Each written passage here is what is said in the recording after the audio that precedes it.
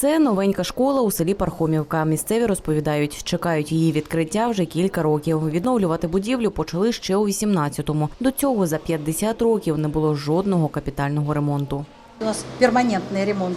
У 2009-2010 році у нас була заміна вікон, заміна дверей і заміна системи опалення. Потім у нас поставили водоочистку, водопідготовку, тому що у нас вода не видержує ніяких хімічних аналізів, перевищує вміст заліза дуже. І в 2013-2014 зроблено такий частковий ремонт.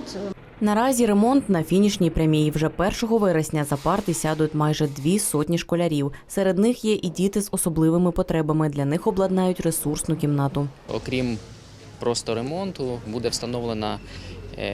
будуть встановлені меблі нові, а також мультимедійні комплекси, які будуть супроводжувати навчання. І діти будуть навчатись фактично і в нових фізичних умовах, і в нових інформаційних умовах, що точно вплине на якість цього навчання.